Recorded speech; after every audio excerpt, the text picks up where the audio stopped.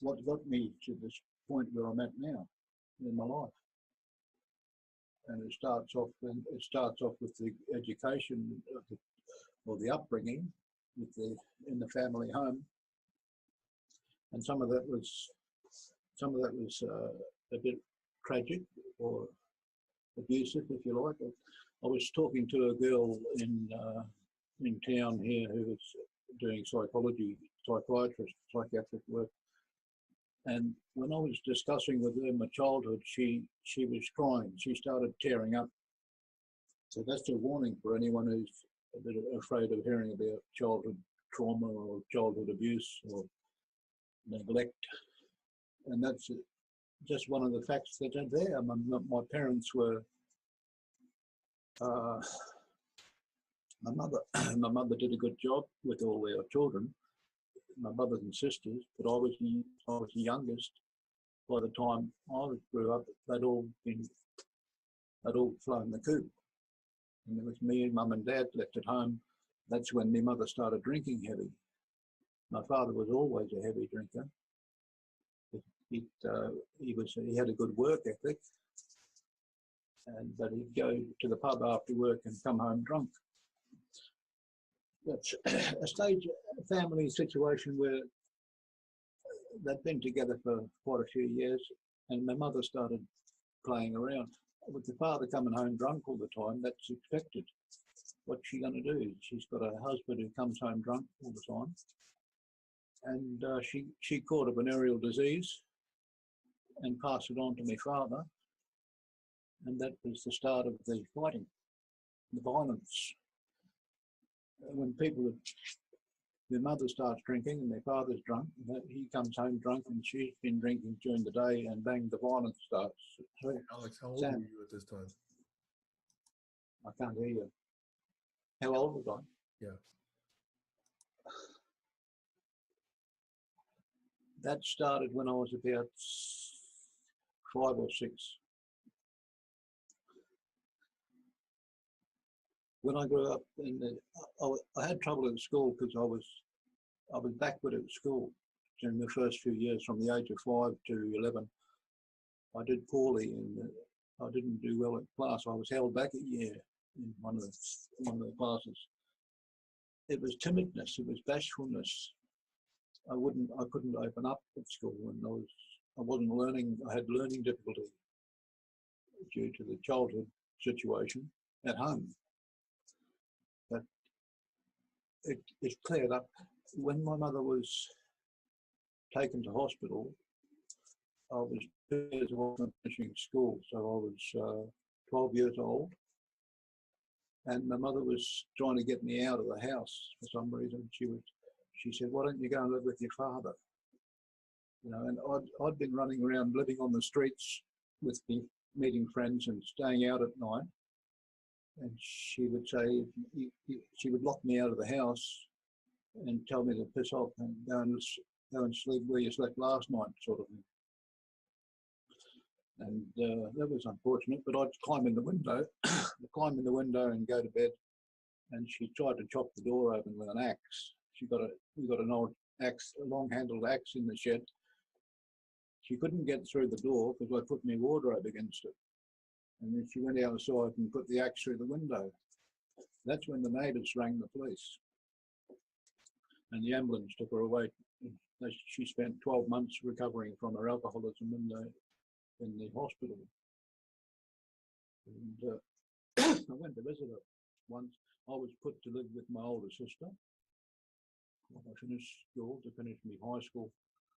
And I went to visit Mum one day when she was in hospital. And the day I was there visiting her, one of her old boyfriends showed up at the same time, and he had a bottle of wine hidden under his jacket. So she wasn't getting much help with her alcoholism.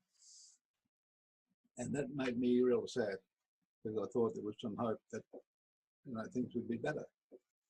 And when she was released from hospital, she was left back into the unit where we lived. It was a government housing unit.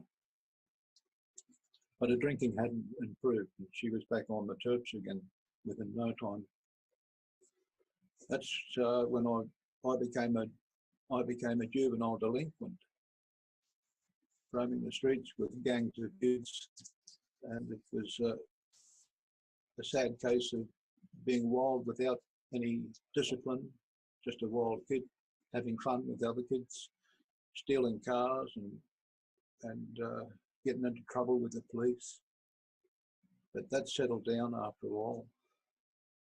And I never got any, we got charged with being an accessory in a car conversion, stealing motor vehicle auto theft, and possessing stolen goods, because we'd break into shops and pinch stuff to sell it to fence. We'd do anything for a few bob. And, you know, no discipline.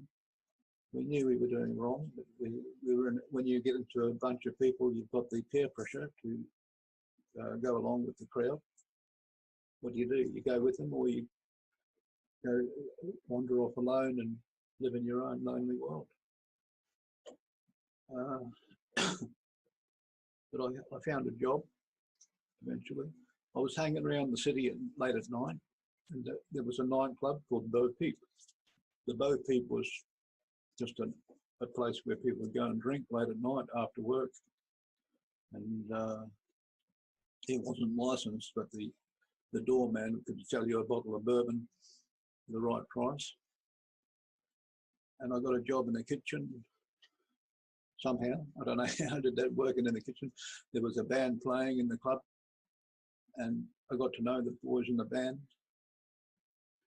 And the band would finish work and they'd go off to a Chinese restaurant, and quite often I'd go with them. But I was only like 15 at the time. And these guys were all in their late teens, early 20s. So that was interesting. That band they left New Zealand and went to Australia and did quite well. They called themselves Dragon. The lead singer was named Mark Hunter, who died of cancer later on. He got throat cancer and he passed away, but his brother continued in the band. They did quite well. I think they toured America. They went to England, Canada. I'm not sure about Canada, but they did tour the States, and they came back to Australia eventually because they were into the drugs too heavy. They weren't very disciplined either. But I moved out of that nightclub, ended up getting a job in a factory, making timber shopping centres, shop fitters and joiners. And the name of that company was Alexander and Briggs. And so he had the same name as me, but because I was out, staying out late at night, drinking and getting up late and missing work, I ended up getting fired for inconsistent attendance. And this was to become a feature of my life for the next 20 years. And I struggled with my alcoholism during those early days. And, you know, looking back now, I can see what it was. I just had no self-control or discipline. And the drinking was having a toll on my mind and brain, because alcohol is inflammable. It's the worst thing you can put in your bloodstream in large quantities, as I did. But we learned the hard way. And then I went to Wellington to chase after one of my older brothers to see what that was going on down there, because I was free to do what I liked. You know, my father was an anti-capitalist. He actually joined the local Communist Party for a while, or used to go to their meetings regularly. I think that was just to get on the terps with his mates. But he had an interest in anti-capitalism. He didn't like the idea of capitalist activities. He was a socialist, I guess. And he never sent me to church. There was no religious upbringing in my family. We weren't taught anything. We were free to believe what we liked. So there were church people in my father's social circle, like the mother of one of his mates always sent her children to church, and I got dragged along with them a couple of times. So I was familiar with the religion, but not involved. I thought they were all nutty, and I was a bit fearful too of the beliefs. And you know, as I grew older, I began to realise that it come from superstition, basically. So that was a rough ride for a while. I got bullied at school. The bullying came about due to my timidness, and the timidness was a result of unfortunate atmosphere, the violence and the neglect, and that started crying when I was telling her about my childhood. That was unfortunate, but I went into some detail. I was talking about how my father walked out and my mother was left with me. And when she got drunk and in a raging, she'd go off and up when she was drunk and start blaming society, world and the authorities for her problems. Her husband's gone away and left her. And occasionally she'd smash all the dishes in the kitchen. I'd be hiding behind the couch in the lounge room, 9 years old and unable to comprehend what was happening. So I got bullied at school because I wouldn't mix with the other kids.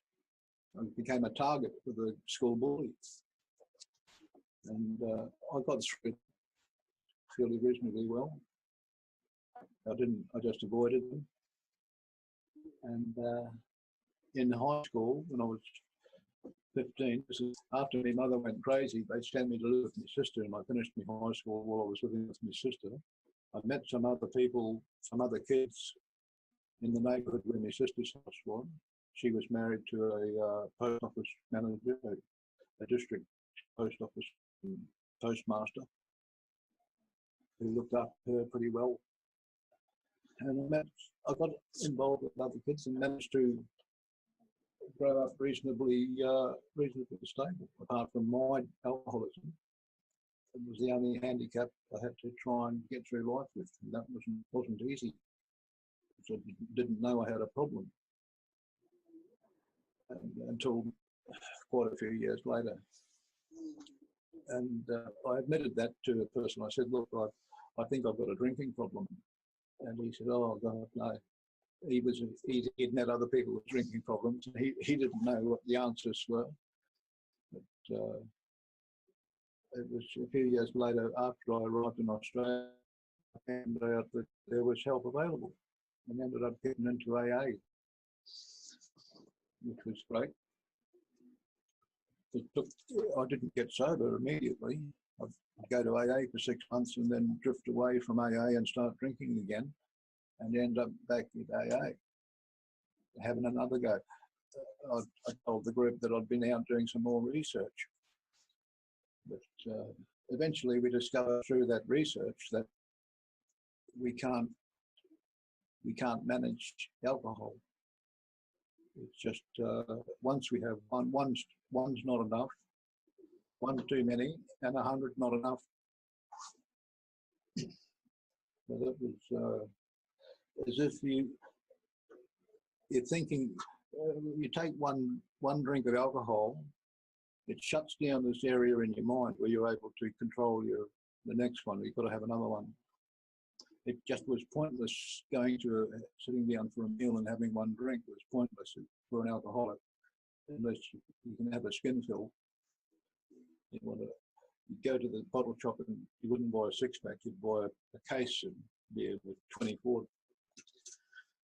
So the brain damage that was causing was a concern.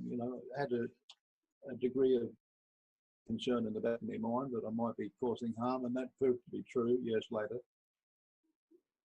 I was tested in Canada for about 3/4 of an hour to an hour. We went through all these little tests for memory and comprehension.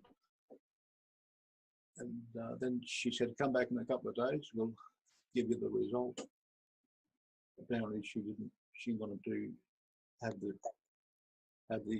all the test results analysed by a clinical psychiatrist or clinician. And I went back and she said, you've got a short-term memory of an 8-year-old child. And I was shocked. I was about 43 at the time, and that was a bit of a shock. And I walked out of that medical clinic knowing that I couldn't drink anymore, knowing that I'd have to stop. You know, it hit me that if I kept drinking, I'd end up in an institution or a hospital or a dry drunk ward. They put the people with Korsakoff syndrome, they're drunk so much they can no longer function in society. Their brain's so pickled. And not being a tradesman, not having any skills, I just drifted from job to job around Australia. Ended up in Darwin, working in factories, and when long periods of no work, unemployment. Some dark periods of my life were spent living on the street, and in Sydney. And I had a wonderful experience there with a friend who was a wonderful guitarist and taught me a lot on the guitar. And we lived in a flat opposite this place called the Wayside Chapel, where the people were helping get sober. And hanging around with them, they had people there who worked with the street kids. It was like Soho in England, or it was the rough part, the adult strip where all the nightclubs were and the strip joints. And of course, all the kids, runaway children, would gravitate to this place, and the people at the Wayside Chapel, the street crew, would collect them up and find out where their parents were and try and get them help and get them home. And they had a crisis centre telephone operating unit where they'd answer calls from the public. And the manager asked me if I wanted to help, and he gave me a job in there on the telephones, answering people's distress calls, which was interesting. And there I went to the clinics and listened to the old timers teaching me their wisdom about how to live life on life's terms, needing to shut it out with alcohol. What was happening was having access to all your thought faculties when you're sober gives you access to all your memories, your fears, your apprehensions, your concerns, and your memories. It's all available when you're sober. But you have a few drinks, and the part of that area of your brain where you process these thought patterns begins to shut down as you're getting drunker, and you lose the ability to process your higher thought patterns. But at the same time, when they're shut, when that area of your brain, the higher thought patterns, is shut down, that's when you're getting access to your own desires. You're just carefree. You got no worries. You feel like you're the life of the party. You know, 6 foot tall and bulletproof. But it's just Dutch courage. It's alcohol. And I don't want to lecture anybody here who likes to drink, because most 90%, I think, of the population can handle a few drinks. No problems. It's not going to affect their life. It's only a small percentage should become alcoholic. Has somebody got their hand up? Is Heiner? No, Heiner's frozen. All right. Well, what we've got here is industry. I got involved in the plastics industry. I worked in a bakery. I worked in another nightclub in Wellington. I got a position in a nightclub where I was the head of security. At the time, I was working in the kitchen, and the head of security left he went to Australia, and I was left with his position, and he lived on the premises in the office. There was a little safe in the office and a divan couch that folded out into a bed. So I didn't have to stay at my brother's flat, and he didn't want me there anyway because I left the bakery. He didn't want me to leave the bakery. But the nightlife attracted me. It was like a magnet. You know, music, laughter, joy, dancing, and, you know, girls. This was the attraction, the great attraction, and I couldn't get enough of it. But it was to destroy me, or almost destroy me in the end. So it was a problem. I had this difficulty, and I knew it. I knew I had to confront this somehow, but how I was going to do it was beyond me until I got the right help, the professional help, and was able to recover. Come to terms with the fact that if I didn't find a way to come to terms with the way I related with other people and live my life without this guilt and fear, and a fear of criticism and what have you, because of my inability to communicate properly, I wouldn't be able to break my cycle of drink. And that eventually, it mounted up, the pressure mounted up until I had to confront myself and say, why can't I stop drinking? What is what's blocking me from recovery? Because I could see other people recovering. I knew it was possible. So they had this 12 steps in the AA meetings. They talked about handing it over to a power higher than you, a power greater than yourself. And they had the banner hanging on the wall at the meetings. It said, came to believe in God as you understood him. And me being an atheist, didn't want to have anything to do with that word God. That was the issue. Until I heard some of the old-term members say, well, you can fake it till you make it. And I thought, that's not a bad idea. But, you know, I didn't want to fake it and become a believer in something that in my core I didn't believe. So rather than fake it, I wanted the proof. I said, okay, if I was going to believe in a man with a white beard living in the clouds, I wanted evidence. I wasn't going to have this fantasy and grasp onto that for a way of life. And it was a tricky situation, but a power greater than myself was feasible. You know, I could look at nature. The universe was a power greater than myself. Lots of things were unexplained, and of course I love to have an explanation for everything. But I really had to let go of my beliefs. So I realised eventually that what I did was either right or wrong. And it was the toss of a coin. It was the 50-50 situation. I could be right, I could be wrong. And I realised suddenly that, wow, I've lived my life believing A when I could have lived my life believing B, and things would have turned out different. So when I said to myself, I could be wrong, something happened. A light came on, and it gave me the ability to look at both sides with equal judgment, if you like. So I could see that there were people who believed in a higher power, and there were people who didn't. And I decided, well, I'll just make one up. I'll make up a higher power for myself.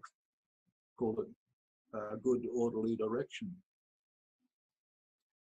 And that was my God became good orderly direction for many years. It was one stage of it was a point when I was living in a boarding house and I was miserable. I was having bad periods of depression and going out and getting drunk. And then I'd sober up and go back to AA for a few months, listening to the old timers. And in the boarding house one day, I could hear the guys down in the TV room starting to fight and have another argument. And this sort of thing went on regularly at this boarding house. And I just scratched my head and I was saying in my own mind, I was saying, when are things going to change? You know, when is my life going to turn around? I don't like the way it's going. I hate the fact that it's going on like this and nothing's changing. And I heard noise in my head. It sounded like that Windows sound when you start up Windows, like an angel plucking the strings of a harp. And I scratched my head again then and thought, where did that come from? Audio hallucination. There was no radio on in the room. There was no TV going in the room. I just heard this noise in my head when I said to myself, when is things going to change? You know, when's my life going to turn around and pick up a bit? That noise, I don't know where it came from, and it never happened again. If it was a mental illness, an audio hallucination caused by a mental illness, it wouldn't have only happened on one occasion and never happened again. So I was left with the impression that it's like being touched on the shoulder by an angel. You know, a wonderful experience, but hard to describe to people who haven't had it. And some people say, oh, you're crazy. You were hearing things because you wanted to hear it. It happened because you were expecting something like that. Like near-death experiences, I've heard people say that the things they see during that death experience, when the oxygen is depleting from the brain, can't function properly because of the lack of oxygen. They see a tunnel, a light at the end of the tunnel, and numerous different explanations. And the psychiatrists are trying to say that what they see during that brief period is what they expect to see. It's relative to their life experience, you know, knowledge, education. And I thought, well, maybe that noise I heard was just what I expected. It certainly blew me away. I wasn't expecting it at the time. It was only later on I realised maybe it was something that happened because my brain was going through a cognitive, was doing cognitive somersaults of some description. And there's a lot. That's the end of the page where I got to for me. The stage where I left New Zealand and came to Australia. Ended up working for Kentucky Fried Chicken. Worked in factories. I worked in a plastics factory and worked in all sorts of areas. I became a handyman. Became a jack of all trades, master of none. And the lady I was working for in Cairns said I was a handyman extraordinaire. Because I was fixing things for her that she usually had to pay large sums of money to get fixed with tradesmen. All right, well, we've only been going for 3/4 of an hour, but that'll give me a chance to shut up for a while and let you ask questions. Or if you've got any questions, hand it back to let Doug do Doug's the compare. Yeah. Thank you.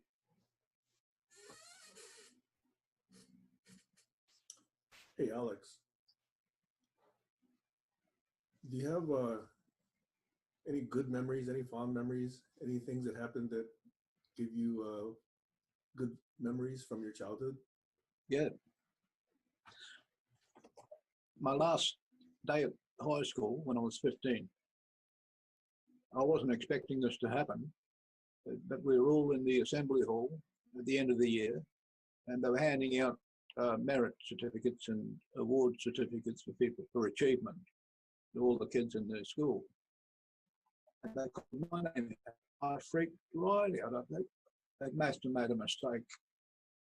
So I went up the front and I got this certificate for the highest exam marks in general science with the midterm and end of year exams. And I wasn't in one of the advanced classes. I mean, the class I was in was an average students. But it boosted my self-esteem, getting that award. And, that improved things a bit. That was one of the more pleasant experiences. I was also good at woodwork, and I'd take home the projects I made at woodwork, and they wouldn't hang around long at home because my brothers would steal them because they were good. They'd steal them to show off to their friends as if they'd made them. You know, just little bookshelves and ornaments and things made of wood at school. So I had this feeling that maybe one day, don't know when, but things might turn out well. Things might turn out good. Fell in love, like most boys, fell in love with fast cars and things like that. But because of my drinking, I never had the money to buy my own car. And I was fearful about drunk driving. I didn't bother getting a driver's license even. Never ever got a driver's license until I could save it up later on in life. Yes, and there were many other periods when I had enjoyable experiences. Some of the nightclub, when I was working in that nightclub, I was living on the premises, and for about eight or 9 months there, I had hot and cold running women. That was a bit of fun. Yes.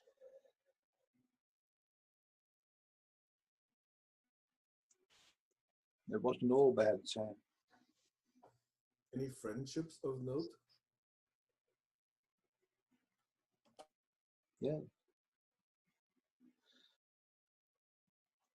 Because I was what they call moving around a lot. When you're an alcoholic, you move around a lot from town to town. You're doing what they call a geographical.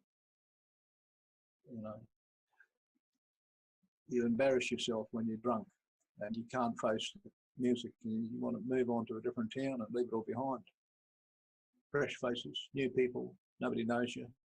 You get on the piss again and party with a new crowd of people until it happens again. You do things, silly things when you're drunk, and you sober up in the morning and your friends tell you how idiotic you were and how you behaved and how you made them ashamed, and you lose your self-esteem. You want to move again. So that's how the alcoholics end up on a geographical. Over.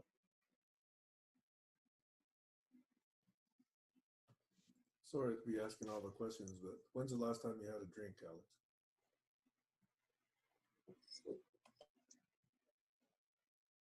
It was over 20 years ago,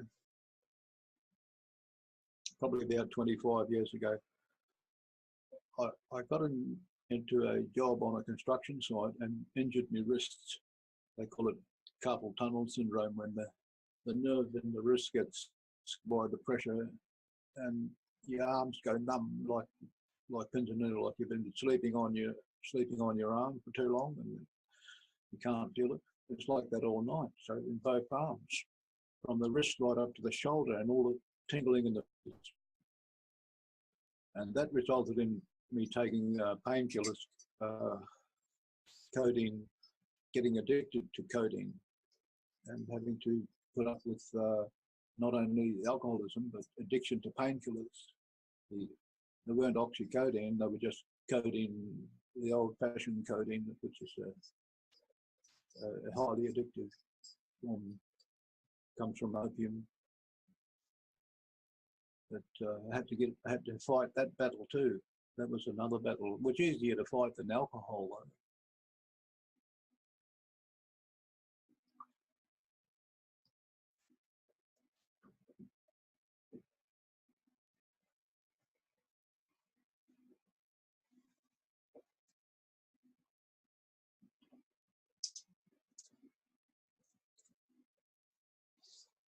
Now I can see you having the wrong glasses on.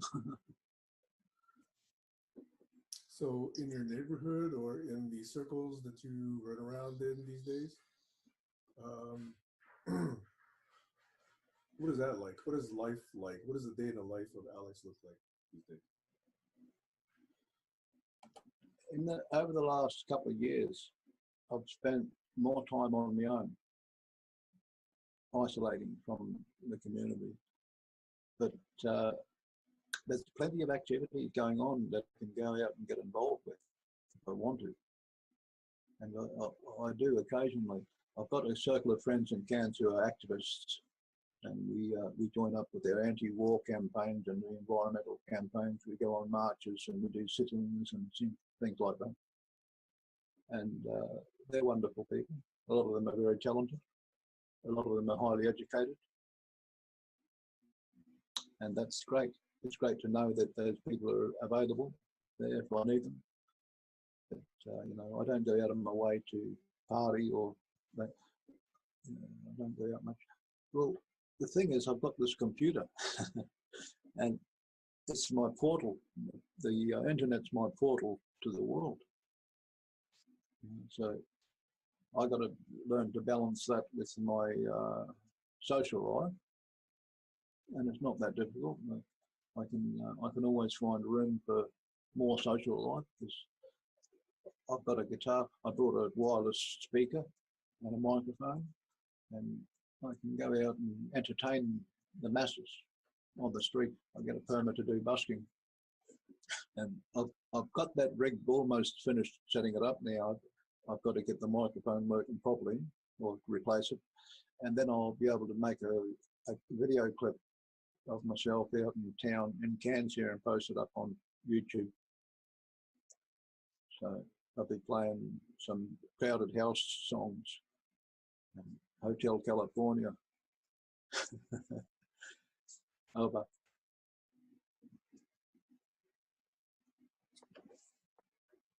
Joshua. Alex, what is a Bioscope? I was curious to know about that. It's only a promotion to get people interested in small segment groups. It's not a place, it's not a thing you join, it's a thing you do. More a thing you do than a thing you join. That's why the website hasn't got a join button. Join us or membership, sign up here. There's no sign up button and there's no advertising. I mean, it cost me a lot of money for the hosting and all that, but it's a secure site, not a shopping site. I can put goods on there for sale if I want to, because there's all these facilities for commercial activity. But I only pay the $50 a month because it gives me the security and it gives users who visit the site a peace of mind knowing that it's HTTPS. But there's no, when I look at the stats from the hosting company, I see all the number of visitors that are using the site, whether they're unique visitors or the total amount of traffic, and the amount of time each visitor spent looking at the pages. But the sales, down below that, there's the sales for the items that are sold and the number of items that visitors chose to purchase, and it's always zero because there's nothing for sale on the site. I've got no products for sale. I should get people to donate their artwork so I can put some things up there for sale. Let them have an auction or a bid. Yeah, an auction would be great if anybody wants to auction things off. But I wanted to get away from that. That's where the commercialism comes in. So yeah, I was curious. My question is, what's the origin of that name? I'm just always curious about how you came up with Via and Scope.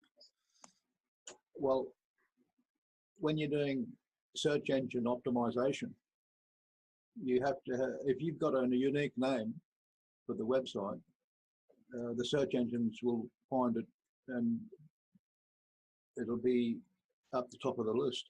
If it's a common word, there'll be hundreds of thousands of them. And you might not be on page 1, you might be on page 63 and nobody will ever see it. So I chose the Bioscope, which is spelled V-A-I instead of V-I-A, because it's virtual augmented intelligence. And SCOPE stands for Secure Secure Cloud Organic Platform Evolving.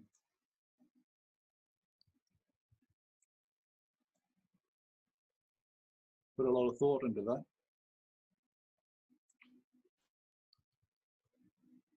So that's sort of my question, which is, how do you get from the end of where you left off with the narrative in terms of your history to that?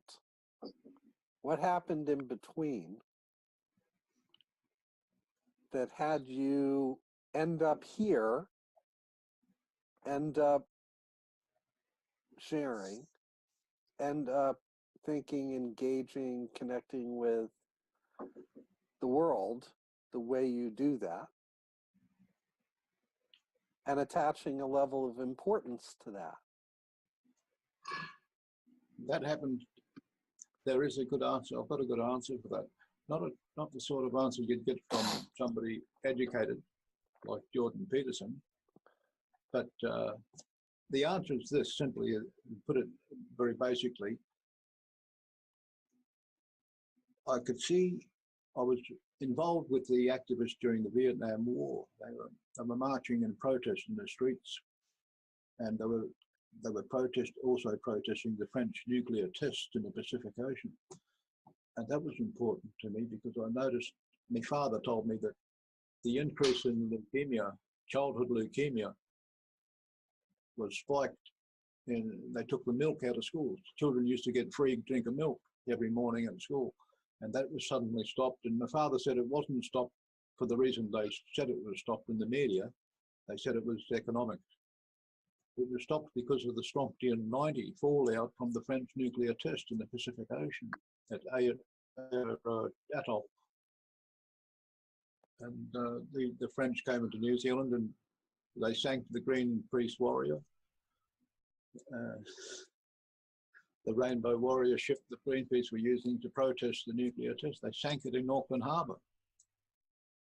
And I realised after a while that big part of the problem was fundamentalism. You've got 80% of 75% of people in the world believing in a religious doctrine, dogma, and only a small percentage of atheists. But the thing was, the Bible, there's parts of the Bible like Deuteronomy. There's a section in Deuteronomy where God's telling the elders of the village to take their children that are vagabonds and drunkards to the gates of the city where the elders would stone them to death. And then there's the slavery bit and all that sort of thing. And, it hit me there. It hit me right then that a drunkard is not evil. A drunkard is a sick person who needs medical attention. So you don't take your drunkards and vagabonds to the gates of the city and murder them. That's not a Christian thing to do. And if that's in your book, then I'm not with you, I'm sorry. And that's only one example of hundreds that are in the Bible. It's a very violent, obscene piece of literature. And but what's the alternative? How do you have a functioning society of people who have love in their hearts if they want to get the fear out of their minds? Fear comes from the head, love comes from the heart. So I started thinking with my heart. It's a better way to think. It's common sense, really. I don't have to abuse people, and I can share that love around, because there's plenty of it.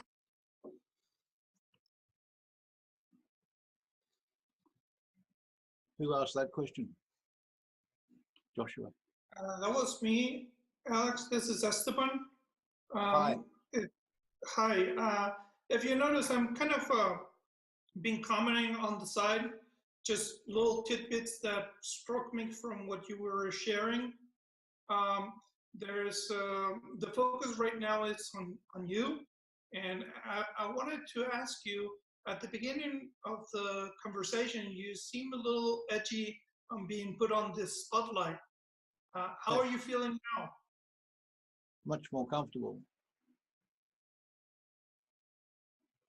I That's have a short-term. I've got this short-term memory. When I was diagnosed with the short-term memory issue, I had a short-term memory of an 8-year-old when I was 46 or something. So that was 25 years ago, and I've been using a computer since then, playing lots of computer games and retraining my memory. My memory's been improving. Now it's no longer an 8-year-old. Now it's probably more like a 14-year-old or something. I guess it's improving, but it causes a lot of anxiety when you're faced with a situation where you've got educated people listening, and they can hear from your dialogue that you've got a shocking vocabulary and you haven't been to university. They can pick that up pretty quickly. But I'm glad I didn't go to university, because I stayed away from university. I wasn't indoctrinated. I'm your mirror image on that.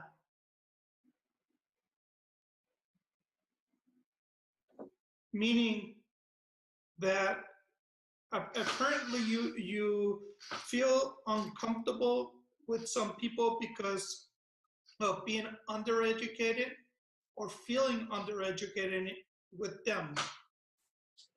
Yeah. And what they're going to be evaluating you in relationship to that.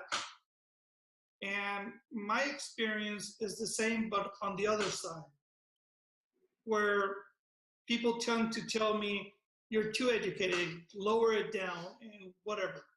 So that's why I say I'm the mirror image of that in the other sense. But I also share with you a lot of the issues that you've faced for different not similar reasons, but I can relate to what you're saying. That's what I wanted to say. Yeah. If you insult 80% of the world's population, and by calling them fundamentalists, nutters, religious nutters, you're going to cop some feedback, and some of the feedback can be vicious and nasty. I'm emotionally distraught when people attack me for my views on the state of affairs. Alec, maybe I can jump in. Can you hear Heiner. me? Heiner, yeah. I think the problem is overeducated, not undereducated. We know so much about so little, and we have lost our overview and our overview, and we have lost our orientation. So I really appreciated your speaking from the heart. In the last session, I said about 3 times being nearly jailed, and knowing about the US situation where it's an industry to jail, I realized we really have to talk and raise that. I really appreciate that, and I think we should do it many, many sessions. Sometimes I'm so under fire that I say I would like to do it just in 1 or 2 sessions, but I think we have to know you from your heart. And so I really, even when I have no guests, I would love to hear you talking more on how you go from ABC to what you're doing now with your software and your engagement. Where do you serve and how do you serve others? Yeah. Yeah, I just want to throw in, Heidi. I know your hand was raised. You said, I can't do this Jordan Peterson style, and I find Jordan Peterson exhausting and a pain in the ass, frankly, and that's just personal. And all props to his mastery, intellectual prowess, his depth of reading and references and constructions and all that crap. The bottom line is that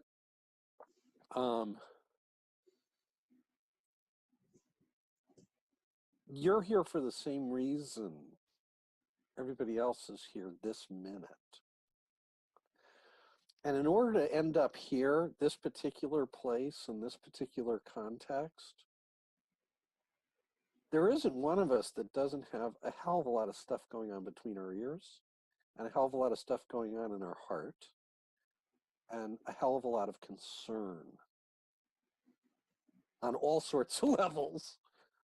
That's what brings us here. That's what binds us. That's what connects us. And you're one of our tribe, and there is no judgment. This is just for your benefit. From the outside looking in, I have no judgments of you related to lacks or deficiencies. I don't experience you that way. And I've got lots of lots of formal education initials after my name, stuff, credentials. I got a lot, I got a fair amount of that crap, and I don't hold a candle to some other people in this space. And you ain't missing or lacking anything.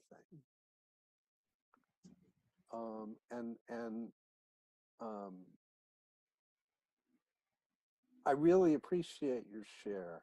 And I echo Heiner, what Heiner just alluded to, which is that gap between the narrative of where you came from and here, and your thinking and your way of looking at the world, and the questions that came up for you, and the clarities that you've arrived at thus far. And all of us are sort of like in process in trying to see what there is to see, but also to see a path and to figure it out and to try to understand how to hopefully, contribute and in some way to collective survival, if that's in the cards, may not be.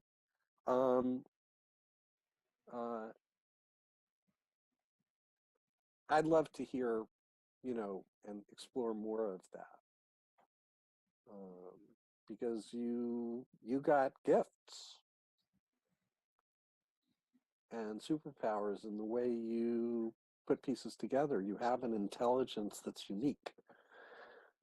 And it's appeared and presented itself in this world, our tribe and universe of GCC, often and frequently. And so I'm complete with that. Heidi? Yeah. So first I want to answer to you, Doc. You say something about Jordan Peterson, which I absolutely not agree to. So I think we have to have a talk about that. I actually would like to be able to talk like him, but I'm not. Anyway, now let's go to Alex.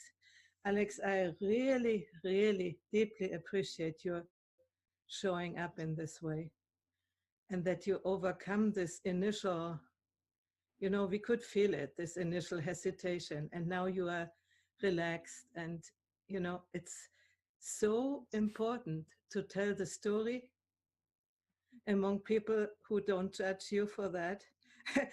On the other hand, they appreciate, I do appreciate that you are here and that you made it to get out of such a, how can you say, not only unfortunate, it's more miserable predisposition of your family, and that you made it to get out of it. This is, for me, it's amazing. And I would encourage you to write a book about that, because this could be encouraging to other people who are in similar situations.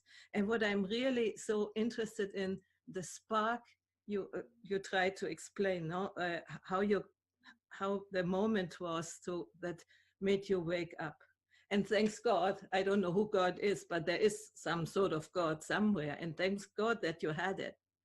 And now you are here. And wow, for me, I'm in awe of humans who are able to take in their hand their destiny. And you definitely did it and are doing it. And for me,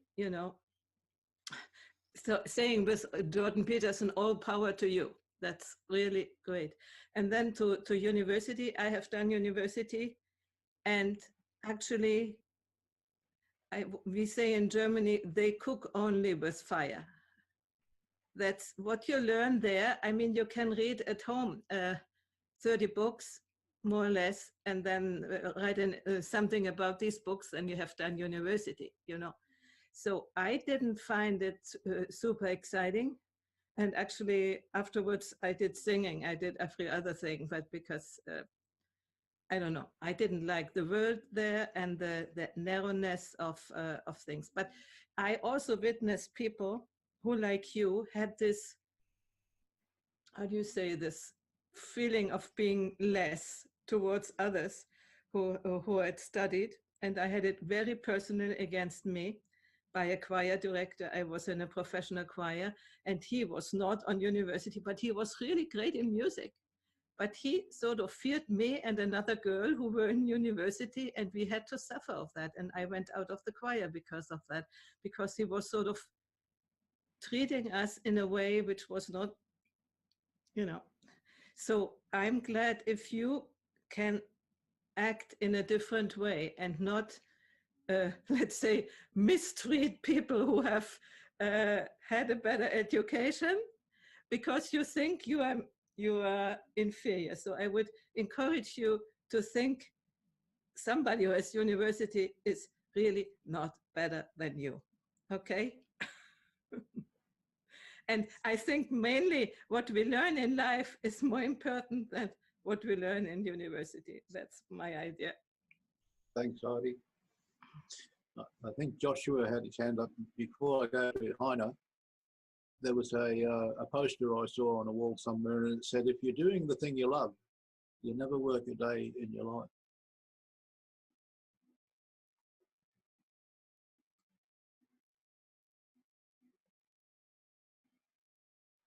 Yeah, I apologize. I didn't have my hand up. I'd keep getting pictures from my mom about the fire that's going on in California. So I was reaching to look at that. But I told her last night there's going to be a great sunset. Like, let's look at the goodness of it's going to be terrible for all the people, but it's going to be a beautiful sunset. So she sent me a video of the most beautiful sunset. It really was the most beautiful sunset yesterday.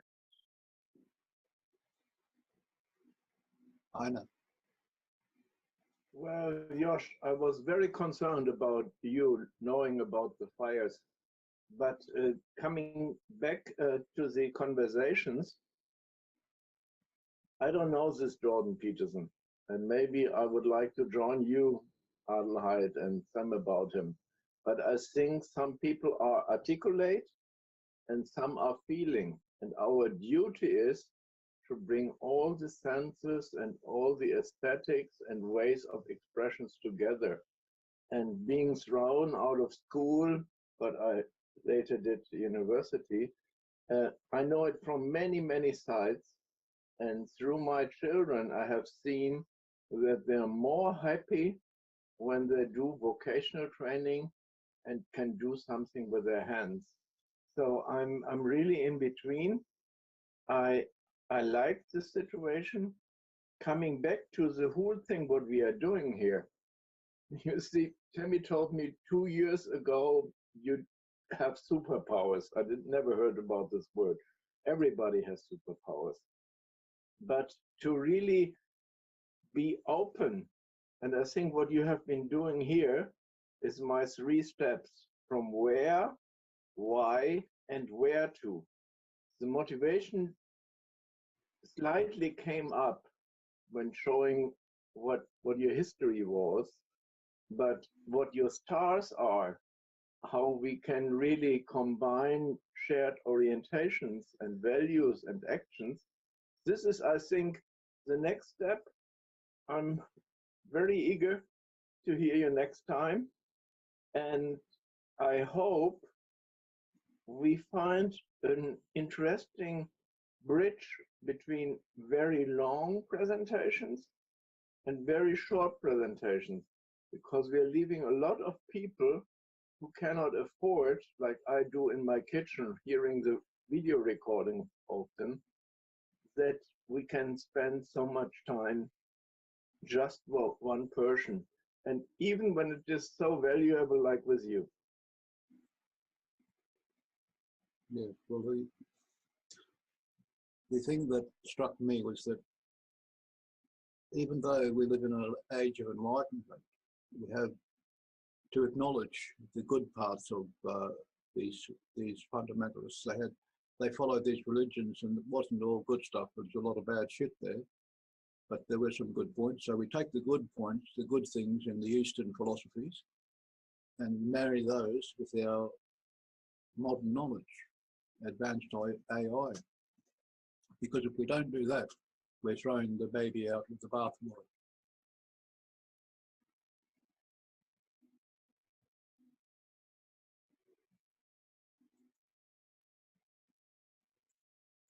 Hi, Alex. Oh, someone has their hand up. I don't know who that is. That's me, but you go ahead. I'll talk afterwards. Okay, so then. So yeah, Alex. I think soon after I came to the group, I think we touched base. I tried to touch base with most of the people that seemed interesting or interested, and I think we did kind of make note that our fathers could have done more. And I think, you know, we as well can resonate on some of that stuff. And also the music. You sent me some a nice video of I don't know if I should tell everybody that you have some backlog of videos, but yeah, and I jammed to that for I don't know, half an hour or so. I don't know if you knew that. I didn't record any of it that particular night, but it was that close. You almost got something back. I'm not. I'm kind of shy, so I don't really. I'd rather play in a band than do a solo thing. So kudos for you for doing this as well. Doug tried to peg me last week, and I didn't want to do it. No way. And yeah, I think what Doug said is very important to note. I have people with different skill sets that I know and appreciate everybody for what they can do. And if I would have been an academic snob, definitely I wouldn't have reached out to you. You might find some of those type of people, but yeah, we're all unique individual people, and we all have our own thing. And I'm really glad to hear that you're getting your equipment together, and you're going to be doing, instead of selling your guitar, you're going to put it to good use. I think that's a really good decision. Yeah, and enjoy that. And we'll do more. Yeah. Joshua likes music. I like music, and I think Jim Disbrow, he's got a flute, and then I think there's a Mark. He's got a flute. So there's lots of really interesting instruments out there where we can get some tracks and put together something really interesting. So that's a side project. Something I've always been thinking about. I do some recording with a software called Reaper. I don't know if you've ever heard of Reaper before, but allows you to put. There's other ones anyway. Yeah, there's the one string wonder right there. Wow. Was that? Yeah. So yeah. Back in the day. Yeah. So I'll leave it there. But yeah, Alex, it's good to hear your story, and you're very brave and humble to be so honest about it. Thanks, Colin. Well, there are at least three of us, if not all of us here, were very similar backgrounds. And I'm of the opinion that people of lots of experience, and they're articulate like you, ought to be able to go back into university as visiting lecturers and talk to the students. There's a whole wealth of experience and information that really belongs in that. And the reasoning behind that is quite clear, is that the academics are just that, academics. You know, I remember in the chemistry lecture a long time ago, Mr. Nutter saying that some of these professors, they are extremely nutty. They have hair sticking out, and the only thing they know is the subject that they know, and that's it. After that, they're lost. So only for you. And we'll have to have a look at Mr. What was the name of that chap? The one who's you're talking about? Never mind, we'll catch up with him. So thank you very much. That's much appreciated. And maybe one day I'll find the courage to take the spotlight and open up about my experiences of much similar to your life. Thank you. That'll be interesting. We live in a community of rich diversity, and one of the things that makes your own life richer is diversity, the spice of life.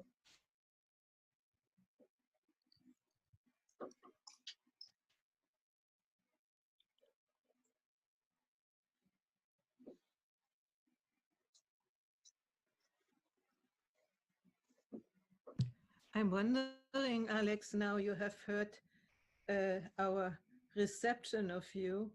If you would like to add something to what you have said, maybe you have some other insight or some other memory which would fit into it. Yeah, well, it's some of the lessons I learned from the old timers in the College of Knowledge have stuck with me and helped me to avoid this narcissism. You know, your ego can get out of control if you're not on top of it. That's why I have to dig into my humility and find that I'm, but for the grace of God, go I, sort of thing. It's like, when I talk about God, I'm talking about the good, orderly direction. I used to write down G-O-D and think, my God, what could that stand for? I didn't want it to stand for a divine fantasy or superstitious entity. I wanted it to be something solid I could hold on to and figure out myself. And I thought, well, G-O-D, maybe it stands for the grand original deception, or the grand original designer. These are the crazy thoughts that go through your head. So this is an opportunity for artists to remember that David Wolf guy, or that there was a guy doing incredible spiritual artwork. A fabulous website up there. I'd love to see something like that. I'd get me art tools out. I haven't got Photoshop. I've got a program called Paint Shop Pro, which is a cut down, scaled down version of Photoshop, but I get by with it. Thanks, Heidi.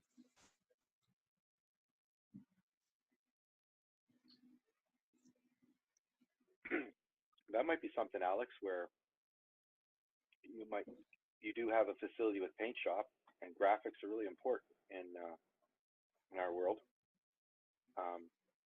Joshua's pretty good with graphics, and Harry, of course.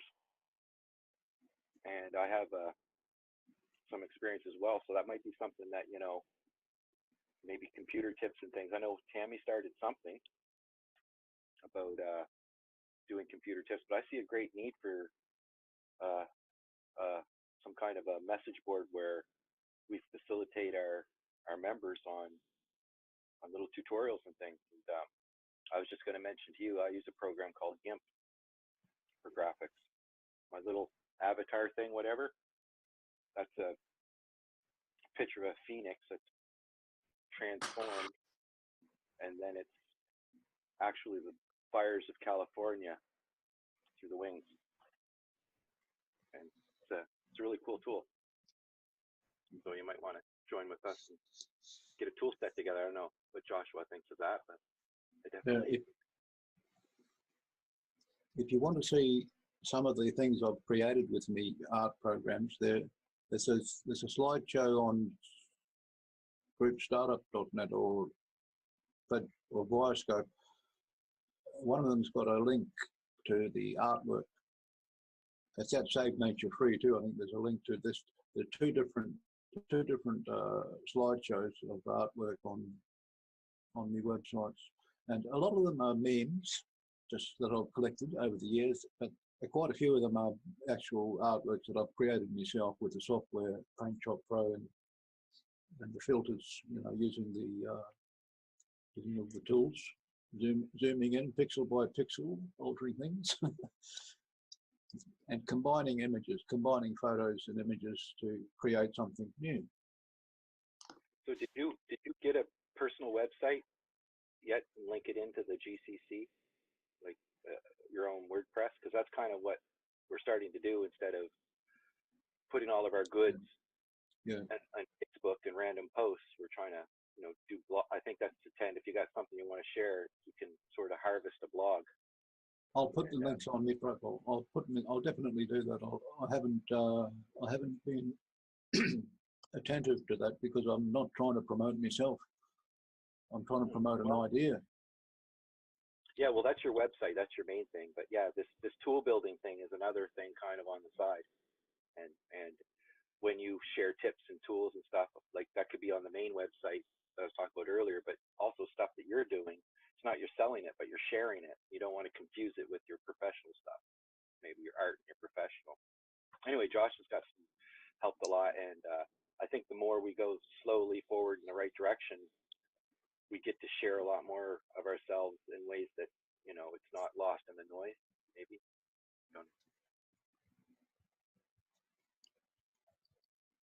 There's something about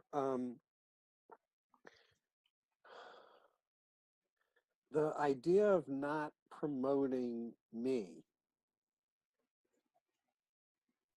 being different from me bringing my greatest generative potential value as a contributor. And I say that just because I spent decades rooted and devoted to that idea of it's not about me. And looking back, on a certain level, my doing that was at the expense of making a greater contribution and value add to the world than I could have. And I never look back in regret. I actually don't look back ever generally because I don't believe there's anything there for me. I'm very much not about looking in the rearview mirror, but it's only relatively recently, and when I say recently, I think in the last probably 2-3 years, that I started to clarify around what am I here for? What do I have to bring? What's my contribution? What's my value add to the world? And I think part of that was shedding the program. I think part of the programming and the oppression of the cultural frame and industrial frame is it's not okay to stick out. It's not okay to have an individual voice, have an individual offer or value add or contribution, because it's non-conforming and it's threatening to the existing order. I'm just supposed to do my job. I'm just supposed to be my productive unit, a cog in the machine. And a lot of that, it's not about me, was programmed. It was like imposed. And so shedding that was a big key to me stepping up and stepping into what I'm here for, and bringing the best me I could every day, and making the greatest contribution every day, and making the only thing I got to spend is time and attention, and making my time and attention, the value of it, meaningful.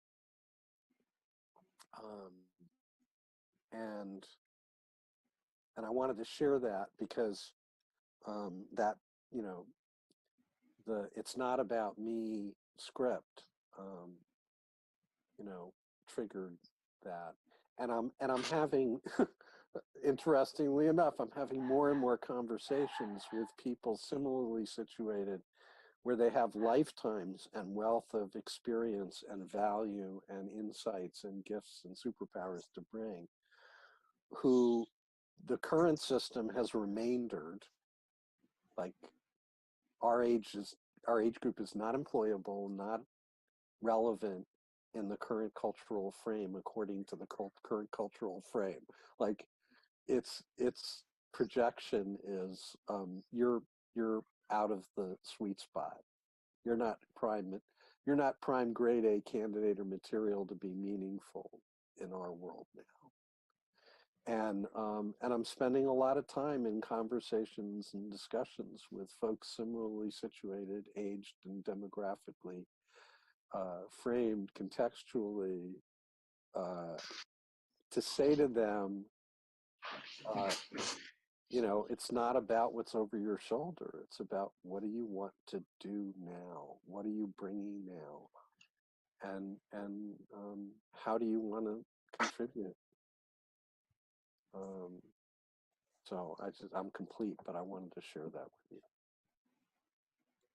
Yeah, thanks, Doug. It's important for me to remember that there are people out there suffering at the moment without knowing there's a escape avenue, and a story like mine could offer them some hope.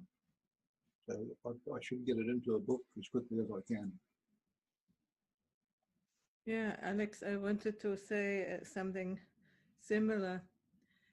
I have a problem also to promote myself, and that's, you know, why I never got the right money for what I did and things like that. And for that, I'm very grateful to Jordan Peterson, because he tells me why, you know, and what I have to learn here. And I'm not good yet, you know, but I have understood if we don't promote ourselves, nobody will know about what we have to offer. We take it into the grave.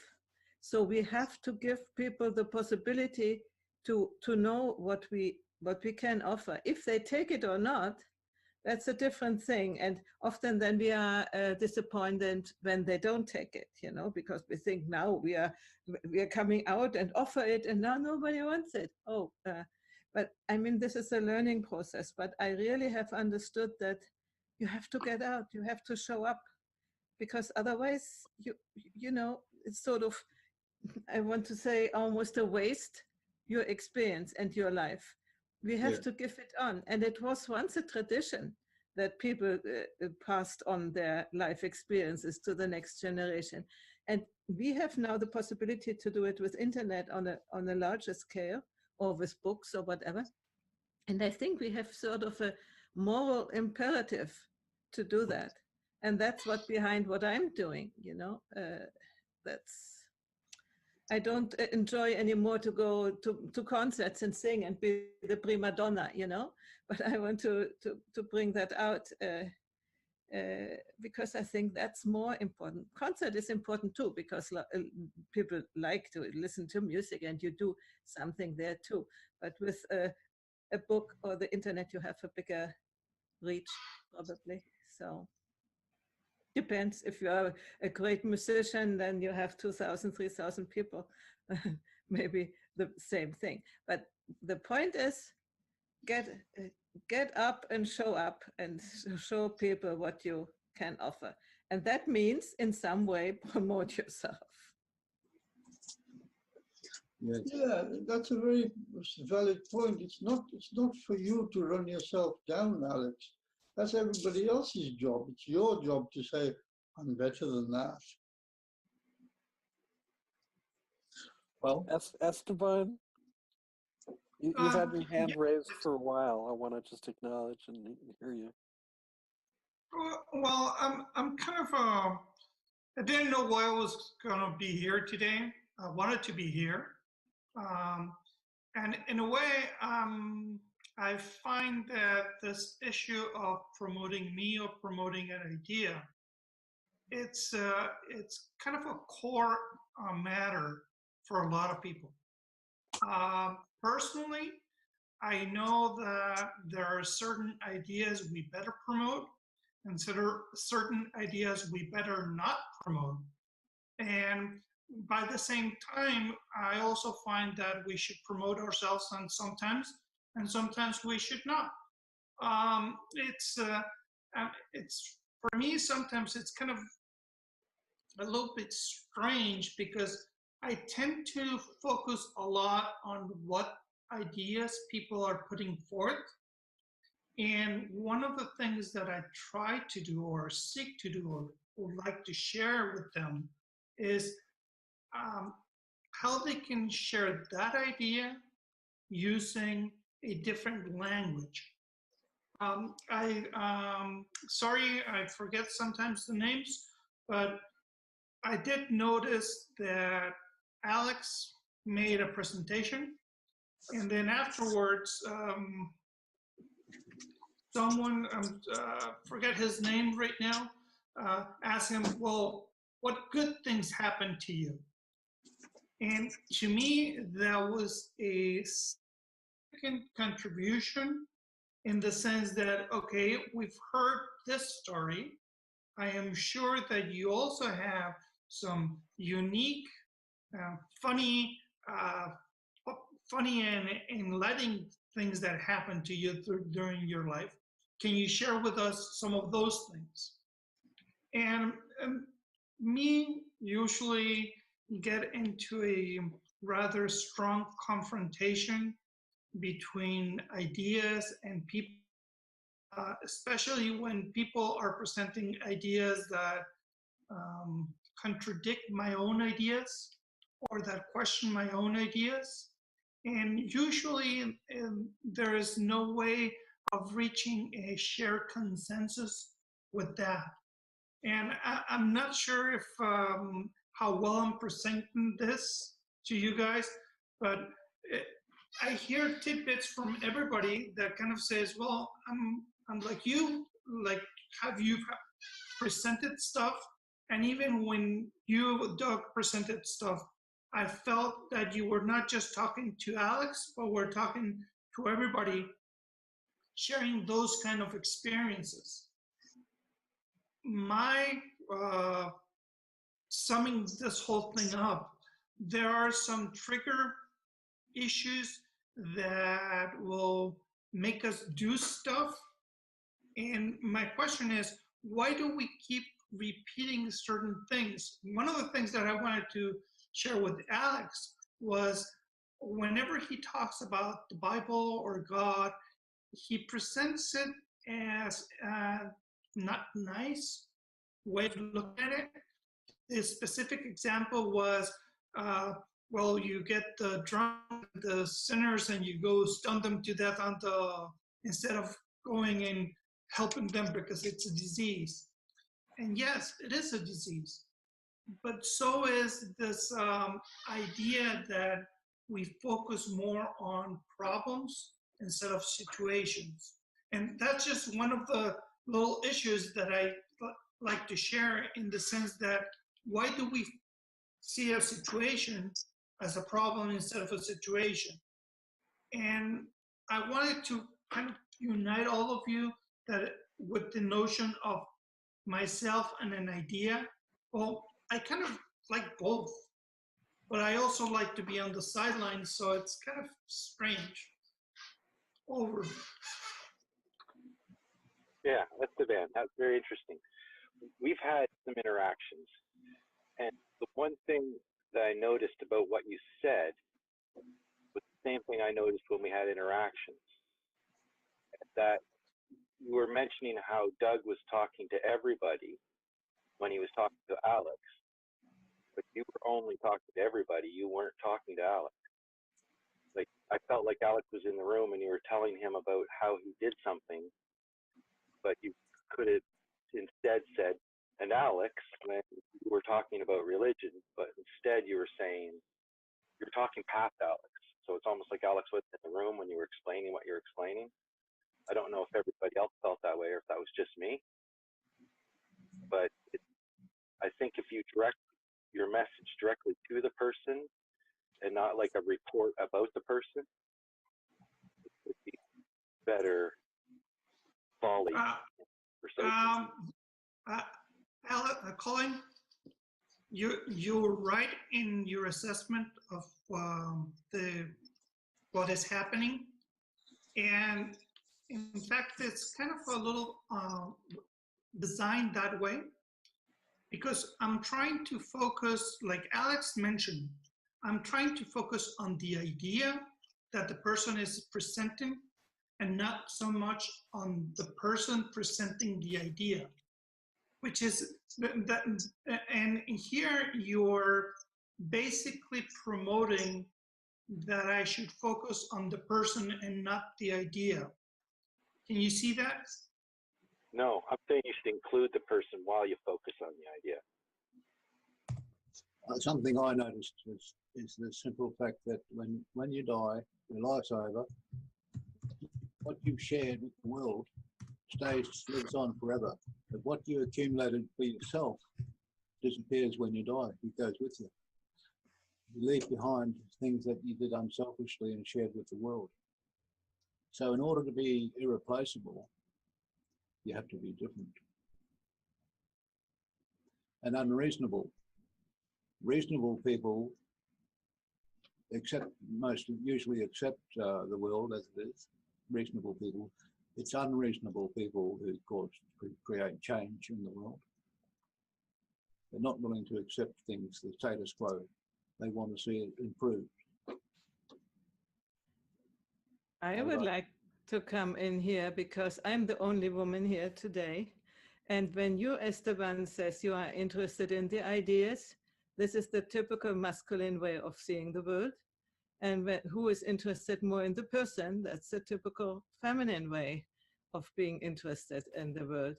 And I was very much interested in Alex, and I don't even know, as a person, I don't even know what ideas there were. I saw it as a share of experience, not as a share of ideas. Yeah, sometimes there were some ideas when you said about God, or that he thinks that's 80% fundamentalist or something, which is challengeable, you know, but that was some ideas. But the main thing was he presenting himself as a person and with his human experience as this specific human person. So I'm glad that we have both sides. And for me, the end point or the converging point of development would be to have both together. Interest for the person and interest for the ideas, 50-50, more or less. Sometimes more, sometimes less. So the figure I heard was the number of atheists in the world is around 15% of the world population. So 75% of the world's population follows some form of religious doctrine. yeah, Maybe not fundamental, but you know, just exactly. A belief. What you said was what came out was that everybody who is following a religious ideas is a fundamentalist. So it came out in that way, and I actually don't agree with that. There are a lot of fundamentalists, but not all. You know, thanks for picking that up. I was in the early part of the presentation when I said that, and I was really nervous. So I was fudging my facts.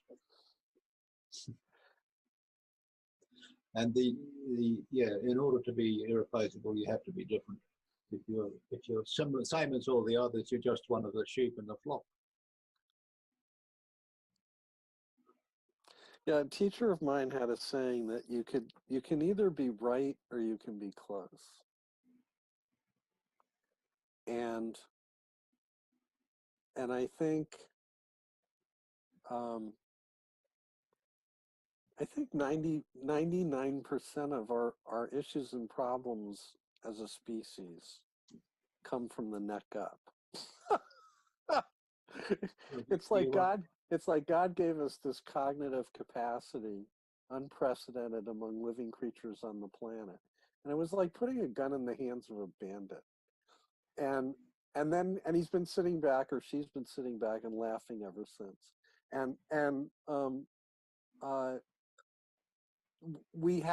think we have the ability to get this like magnificent resource and capacity under control. And and start making more sense, and you know, and find a better center of, you know, why behind what we do with it. But but it is masculine, you know, it is that masculine feminine thing, but it's also you know, separating knowledge and feeling artificially. It's binarying everything. It's reducing everything to a binary. And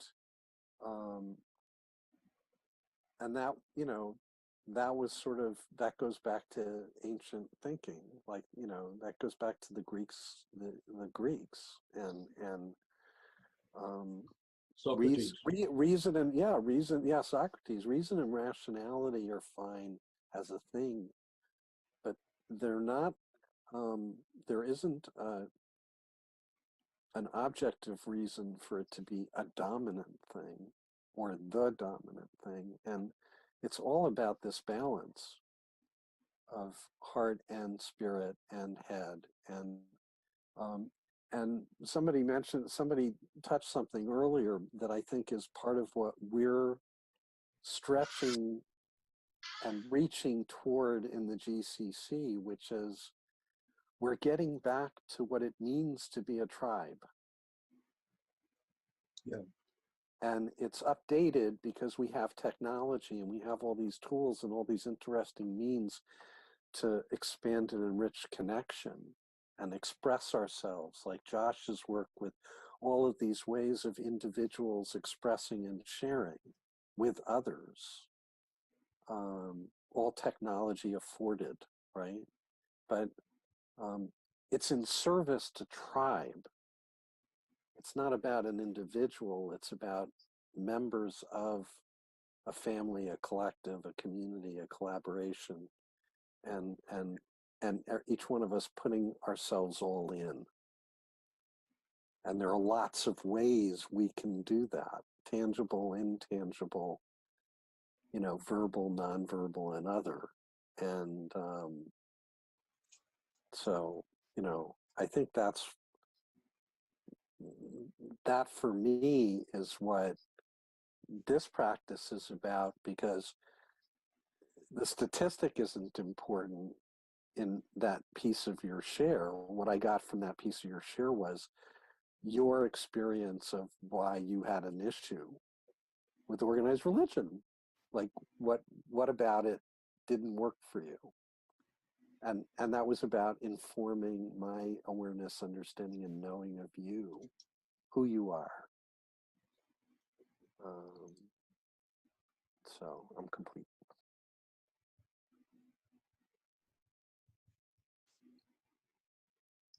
Josh. I was just going to share, I was just perusing your website, and I also saw that you wrote that God is a global organic democracy. So I think there's a lot more brilliance that comes. In other words, the synthesis of the experience of the interpretation of life coming through your eyes, through your skin, through your ears, through the perceptions. Maybe you have more perceptions, maybe you intuit on other higher levels, but putting it through you as a filter and then bringing it back out as expression, whether it be through your mouth or through your website or through art, that synthesis is, I think, the human experience. And getting to know that synthesizing and watching Esteban synthesize, Esteban, am I pronouncing it right? It's yeah, don't worry about it. Yeah, I know. I just want to say it right because it's more like a Latin Esteban, but I don't think it's coming from that direction. But I apologize. But if you want to know, it's Esteban. Esteban, gracias. Esteban, with the accent on E. Esteban. Esteban. I hope I got it close. Esteban. So as I understand Esteban taking notes diligently, going into what you're saying and how he's synthesizing it it's going to take time to synthesize all the different ways. And as we come from different perceptions in our life, from different perspectives, as we gain experience individually, we get to synthesize over and over again. And that cycle and that loop, it's a beautiful thing. I'm just very happy to come in this morning and be able to listen to you, Alex, because I've always been very interested in who you are and what you have to offer the world and what you're doing. It's fascinating. I'm fascinated. I just found your YouTube channel. I've been liking it and clicking on the like up button, trying to up it to others. But yeah, it's fascinating. So thank you. I just want to say that we're all learning to grok each other. And I never used the word grok until I came to the GCC, and I've been using it in my vocabulary way too much lately. So it's interesting. So what does it mean? What does it mean, that word? The way I understand it, it comes from, I think, a science fiction novel, but it's to understand, it's to take in the information on a deep level of meshing it around in your head and really understanding it.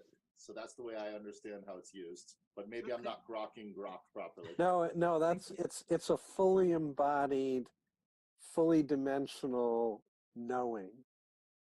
And it came from, I think, a Robert Heinlein science fiction novel, and I can't remember which one. But it's sort of knowing in 3 dimensions. And I think there's probably a little bit, just to give Heiner his due, there's a little bit of Gebser-esque full self-realization behind it. Like it's a full being, fully knowing. So it captures all of that. If you want to see a wonderful quote from Joanna Macy, just Google Joanna Macy and look at the images, and you'll see this great turning point graphic.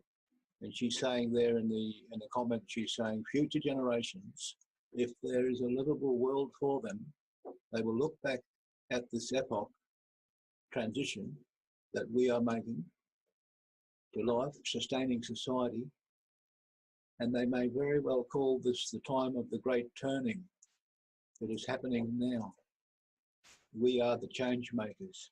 We are the people, I'm adding this bit on, we are the people we've been waiting for. The reason we're the change makers is because the change has already started, and it's causing chaos. Right? Change. It's the only constant. Yeah. There are several reasons for that, obviously, notwithstanding that somebody somewhere decided that every child ought to have an education, which was a very good decision. It was only made 72, 3 years ago. I keep saying that, but people, we're not picking up on that. It's a very important thing that an ordinary person like you and me, who came from a very poor background, has sufficient knowledge and education level to be able to engage with anybody, anytime, anywhere. It's a rarity. It's never, ever happened before. And the other things that are happening is we're coming up to saturation point. Obviously, there are lots of questions to be asked. Population saturation point. Lots of questions to be asked and answered about that. And the other point we're coming up to is that any culture that you allow to grow in any space, unlimited space, it'll become limited. And we're becoming a limited space because we're starting to drown in our own rubbish. So change is being forced on us, and that those who are in charge are saying, no, there's nothing to worry about. You just keep sending us your dollars. We'll take care of you. And then at the last moment, they're going to disappear and leave us in the Hoya. I'm complete. Who are they? The politicians who are running the world at the moment, and the professors who are the advisors. These are the people, the ones that we call the experts, and they've been telling us the same stories since post-war. Each and every government has promised us a better lifestyle, more of everything, and we're always being let down, and they take more away from the poor people, not to mention, or to make, all right, I will mention, make a big point about the banks have fleeced the world since about at the turn of the century, at least 3 or 4 times. And this last time, everybody became aware of it, that this is an ongoing situation, and we have to do something about it. All yours, Heidi. We are living so much better than in the 50s. So everybody, at least in the Western world, but also in the whole world, people are not as poor anymore as they were, even in the worst thing. So it's not true that's all going worse. It looks like it because we always get the worst news everywhere, but altogether the statistics show that it's better. Okay. We have a population that's coming on to 7 or 8 billion. We're not quite sure. And yet, the number of people over 1 billion go to bed hungry. They don't have clothes. They don't have any education. They don't have clean water. And yeah, but 50 years ago, nobody had it in certain countries. And now not everybody has it, but they are getting better, you know. Don't see only what is missing, see what is already reached. And you said before, you said that everybody has education now to be able to converse with everybody, and this is great. In the UK, in the city I'm living in, I walk down to the supermarket just down the road to get something to eat. And this is a small urban area, and there are people sleeping on the little green by the traffic lights. They've set up a tent, a little blue 2-man, 4-man tent, people sleeping in a tent. There are people in the shopping area, they're begging. And I go to the homeless meetings. So we're going backwards, Heidi. I appreciate. Time out. Thank you, Sam. Time out. I'm just trying to figure out whether this is still Alex's session. It's not. It's not. And I also want to be sensitive to people's time. We're at the top of the hour, which is 2 hours. And Alex, because you tend to generally like time to think about stuff. I'm not going to ask you whether you're done. I'm going to leave it open for you to still be mic in hand for next Saturday, if that's okay with you. And if you want to swear off at that time, you're welcome to, and we can have the next victim.